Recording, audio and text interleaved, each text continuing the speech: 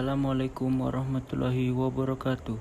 Kami anggota kelompok Akbar Wahyudi NIM D1A022004 dan Hairul Amar NIM D1A022441 akan menjelaskan tugas dari mata kuliah Hukum Perusahaan dan Kepailitan yang berisi materi tentang mengidentifikasi Undang-Undang Nomor 37 Tahun 2004 tentang kepailitan dan PKPU.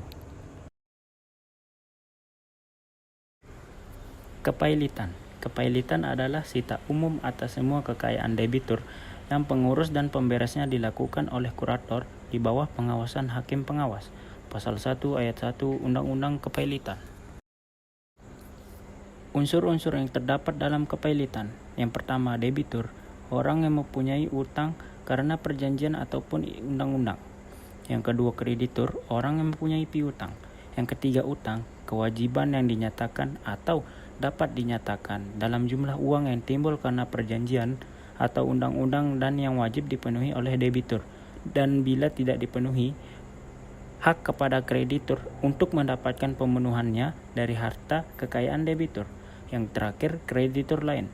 Kreditur selain permohonan pailit yang mempunyai piutang kepada debitur atau pajak tidak termasuk.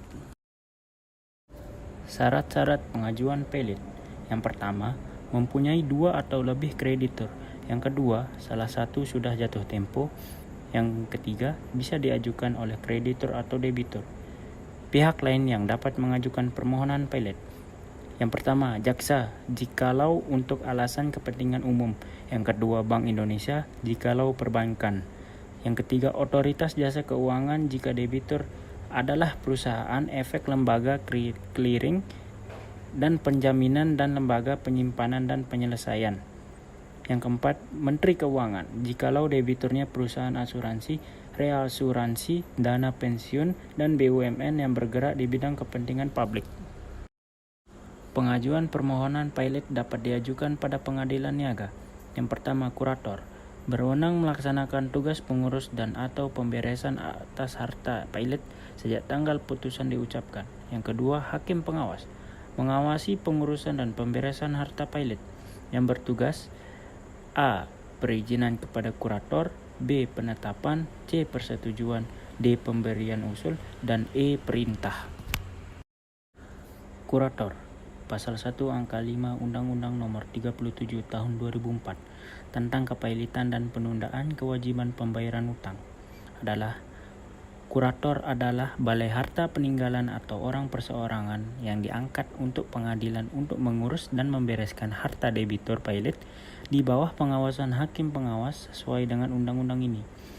Soal kurator yang Anda tanyakan, kami asumsikan adalah kurator sebagai orang perseorangan, yakni yang pertama, orang perseorangan yang berdomisili di Indonesia yang memiliki keahlian khusus yang dibutuhkan dalam rangka mengurus dan membereskan harta pailit.